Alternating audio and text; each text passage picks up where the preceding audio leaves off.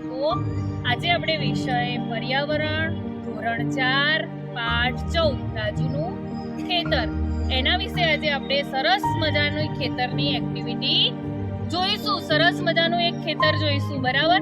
અને આપણે કેટલાય કારીગરો જોયા છે, કેટલાય વ્યવસાયકારો જોયા છે ને, કે જેમાં ખેડૂત આવે, મોચી આવે, લુહાર આવે, દરજી આવે, સુથાર આવે, એવા કેટલાય કારીગરો આપણે જોયેલા છે. દરેક કારીગરોના કાર્યો અલગ અલગ હોય છે.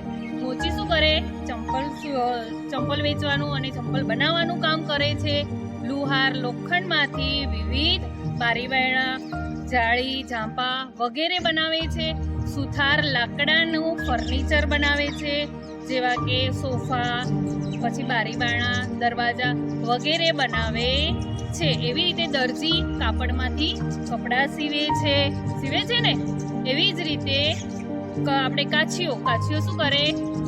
શાકભાજીનો વેપાર કરે છે. એવી રીતે ખેડૂત શું કરે છે? ખેતર ખેડે છે અને ખેતરમાં વિવિધ પાકો વાવે છે. વિવિધ પાકોની અંદર આજે આપણે રાજુના ખેતરમાં ડુંગળીના પાક વિશેનો અભ્યાસ કરીશું. જો બાળકો, આજે હું સરસ મજાનું એક ખેતર બતાવીશ. જો બાળકો, આ છે સરસ મજાનું એક ખેતર. એમાં આપણે ડુંગળીનો પાક તૈયાર કરેલો છે, પણ અલગ અલગ ભાગો છે. એની અંદર પહેલા ખેડાણ આવે, પછી વાવણી આવે, પછી લણણી આવે અને પછી ડુંગળીનો પાક જ્યારે તૈયાર થઈ જાય છે એ આપણે જોઈશું.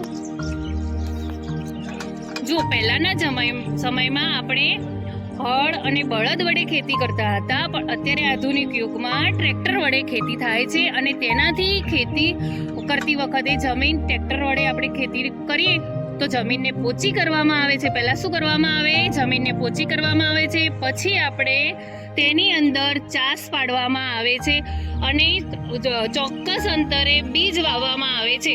જો ચોક્કસ અંતરે બીજ વાવવામાં ન આવે તો પાક સારો ઉતરતો નથી. એવી જ રીતે આને ચાસ પાડીને ચોક્કસ અંતરે બીજ વાવવાની ક્રિયાને વાવણી કહે છે. હવે જુઓ બાળકો, આગળ નીંદણ. આ પાક આપણો તૈયાર થઈ ગયો છે ડુંગળીનો, બરાબર. પણ એની અંદર જો આજુબાજુ જે વધારાનું ઘાસ ઉગે છે એને નીંદણ કહે છે. જો નીંદણ સમયસર દૂર ન કરવામાં આવે તો પાક સારો ઉતરતો નથી. એવી જ રીતે બાળકો, આની અંદર આપણે વિવિધ જુદા જુદા અંતરે ડુંગળીનો પાક તૈયાર થઈ ગયો છે અને આ પાક જ્યારે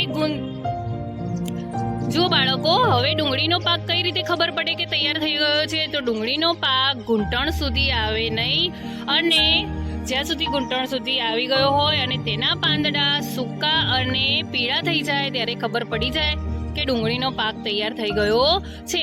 અને તેને સમયસર લણવામાં ન આવે તો બાળકો, એની અંદર પાક જમીનની અંદર જ સડી જાય છે. તો સમયસર તેને લણી લેવો જોઈએ. જો બાળકો, હવે આપણે ડુંગળીના પાક તૈયાર થઈ ગયો છે અને એને આપણે લણણી કરી દીધી છે અને આ પ્રકારની ડુંગળી આપણને મળી રહે છે.